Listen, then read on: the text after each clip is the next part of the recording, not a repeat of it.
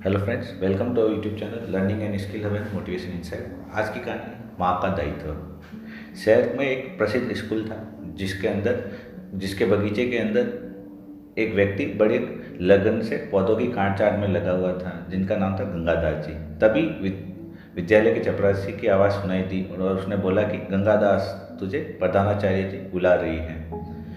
गंगादास के आखिरी 5 शब्दों में काफ़ी तेजी महसूस हुई। उसे लगा कि कोई महत्वपूर्ण बात है, जिसकी वजह से प्रधानाचार्य ने तुरंत ही उसको बुलाया है।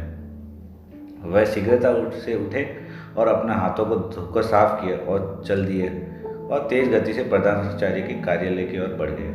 उसने प्रधानाचार्य के कार्यालय की दूरी उसको काफ़ी लंबी लग रही थी, क्योंकि वो काफ़ी बेसब्री से और मन में काफ़ी भ्रम से वो चला जा रहा था और उसको लग रहा था कि दूरी ख़त्म होने का नाम नहीं ले रही थी। उसकी हृदय गति बढ़ रही थी।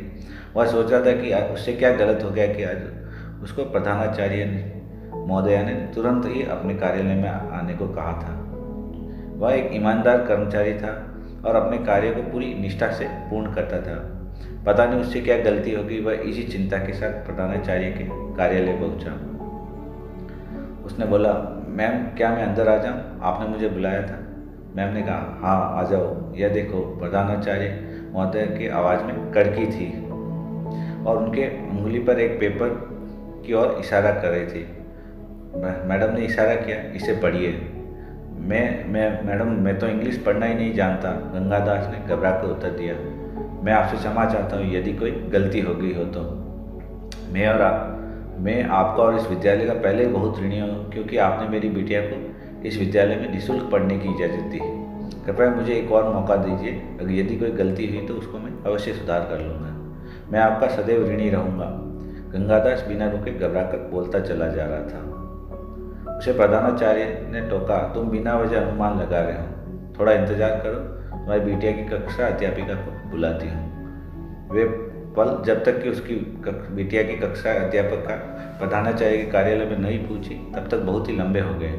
गंगादास सोच रहा था कि क्या उसकी बिटिया से कोई गलती हो गई है, कहीं मैडम उसे विद्यालय से निकाल तो नहीं रही हैं। उसकी चिंता और बढ़ी जा रही थी। कक्षा अध्यापिका ने पहुंचते ही प्रधानाचार्य महोदय से कहा, हमने तुम्हारी बिटिया की प्रतिभा को देखकर परख कर ही उसे विद्यालय में पढ़ने की अनुमति दी थी। अब ये पेपर जो उसने इस एग्ज़ाम में लिखा है, उसे पढ़कर तुम्हें हिंदी में सुनाऊंगी और गौर से सुनो। कक्षा अध्यापिका ने पेपर को पढ़ना शुरू किया। आज मातृ दिवस था, यानी कि मदर्स डे था। आज मैंने कक्षा में सभी बच्चों को अपनी माँ के बारे में एक लेख लिखने को कहा। तुम्हारी बिटिया ने जो लिखा उसे गौर से सुनो। फिर कक्षा अध्यापिका ने उस पेपर को पढ़ना चालू कर दिया। उसकी बिटिया ने लिखा था कि मैं एक गाँव में रहती हूँ, एक ऐसा गाँव जहाँ शिक्षा और चिकित्सा की सुविधा का आज भी अभाव है। चिकित्सक के अभाव में कितनी ही माएँ दम तोड़ देती हैं बच्चों के जन्म के समय। मेरी माँ भी उनमें से एक थी। उन्होंने मुझे छुआ भी नहीं कि वह चल बसी। मेरे पिता ही पहले व्यक्ति थे जिन्होंने मुझे गोद में लिया, पर सच कहूँ तो परिवार में अकेले व्यक्ति थे जिन्होंने मुझे गोद में उठाया था। बाकी की नज़र में तो मैं अपनी माँ को खा गई थी। मेरे पिताजी ने मुझे माँ का प्यार दिया। मेरे दादा दादी चाहते थे कि मेरे पिताजी दोबारा विवाह करके एक पोते को इस दुनिया में लाए ताकि उनका वंश आगे चल सके, परंतु मेरे पिताजी ने उनकी एक न सुनी और दोबारा विवाह करने से मना कर दिया। इस वजह से मेरे दादा दादी जी ने उनको अपने से अलग कर दिया और पिताजी की सब कुछ ज़मीन, खेती बाड़ी, घर सुविधा आदि छोड़कर मुझे साथ लेकर शहर चल गए और इसी विद्यालय में माली का कार्य करने लगे। उन्होंने मुझे बहुत ही लाड प्यार से बड़ा करा। मेरी ज़रूरतों पर माँ की तरह हर पल उनका ध्यान रहता है। आज मुझे समझ में आता है क्यों हर चीज़ जो मुझे पसंद थी वे यह कह के खाने से मना कर देते कि उन्हें पसंद नहीं है, क्योंकि वह आखिर टुकड़ा ही होती थी। आज मुझे बड़ा होने पर उनके इस त्याग का महत्व पता चला है। मेरे पिताजी ने मैं अपनी क्षमताओं में हर प्रकार की सुख सुविधाओं का ध्यान रखा। मेरे विद्यालय ने उनको यह सबसे बड़ा पुरस्कार दिया जो मुझे यहाँ निःशुल्क पढ़ने की अनुमति मिली। उस दिन मेरे पिता की खुशी का कोई ठिकाना नहीं था। यदि माँ प्यार और देखभाल करने का नाम है तो वो है मेरे पिताजी। यदि दया भाव माँ को परिभाषित करता है तो मेरे पिताजी उस परिभाषा के हिसाब से पूर्णतः मेरी माँ है। यदि त्याग माँ को परिभाषित करता है तो मेरे पिताजी इस वर्ग में भी सर्वोच्च स्थान पर हैं। यदि संक्षेप में कहूँ कि प्यार, देखभाल, दया भाव और त्याग माँ की पहचान है तो मेरे पिताजी उस पहचान पर खरे उतरते और मेरे पिताजी विश्व की सबसे अच्छी माँ हैं। आज मातृ दिवस पर मैं अपने पिताजी को शुभकामनाएं दूंगी और कहूँगी आप दुनिया के सबसे अच्छे पालक हैं। बहुत गर्व से कहूँगी कि हमारे विद्यालय में जो परिश्रमी माली है वही मेरे पिताजी हैं।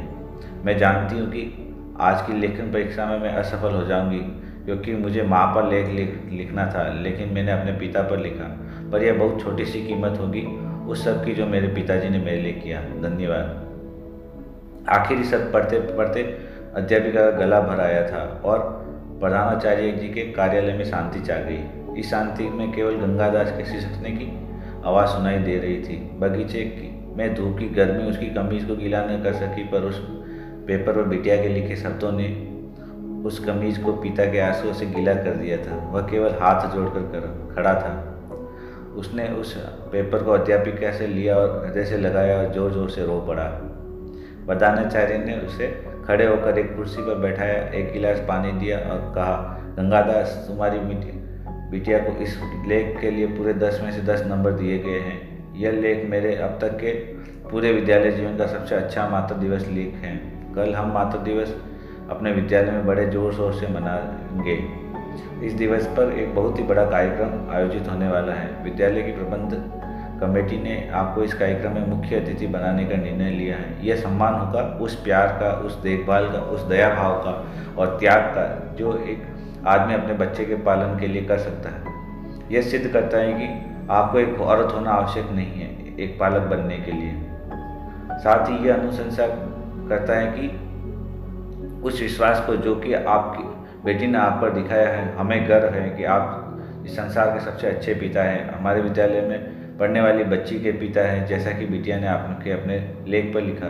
गंगादास जी, हमें आप पर गर्व है। आप एक माली हैं, लेकिन आपने एक सच्चे अर्थों में माली की तरह न केवल विद्यालय के बगीचे के फूलों की देखभाल की, बल्कि उस घर के फूल को भी सदा खुशबूदार रखा, जिसकी खुशबू से आज हमारा पूरा विद्यालय महक उठा।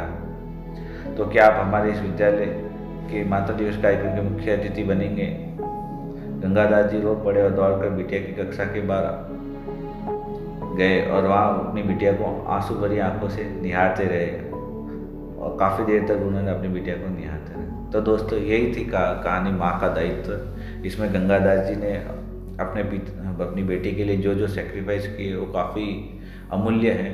तो इस कहानी की यही शिक्षा है कि माँ के त्याग के साथ पिता का त्याग भी बहुत ही बड़ा होता है। हम हमेशा माँ के त्याग की बात करते हैं, लेकिन पिता अपने बच्चों के लिए कितने सेक्रीफाइस करता है, कितने भाग दौड़ करता है, खून पसीना बहाता है, उस त्याग के बारे में कोई बात नहीं करता है। अगर माँ का त्याग महान है तो पिता का त्याग भी उससे बिल्कुल भी कम नहीं है। वो दुनिया भर की गालियाँ सुनता है, लोगों के ठोकरे करता है, हाड़ तोड़ मेहनत करता है, खुद फटे कपड़ों में रहता है, लेकिन अपने बच्चों को अच्छे कपड़े पहनाता है। हमारा माँ बाप हमें आगे बढ़ाने के लिए कितने सेक्रीफाइस करता है। एक दुनिया में पिता ही होता है जो अपने बच्चों का यही चाहता है कि मेरा बच्चा मुझसे भी आगे बढ़े और दुनिया मेरे बच्चों के नाम से जाने, न कि मेरे बच्चों को अपने नाम से। तो हमें अपने पिता के त्याग को भी कभी नहीं भूलना चाहिए। और रामायण में भी यही कहा है कि पिता मनुष्य का देवता है और माता पिता की दोनों की वंदना ईश्वर की तरह करनी चाहिए। थैंक यू दोस्तों, ये थी आज की कहानी। Please like and subscribe my YouTube channel.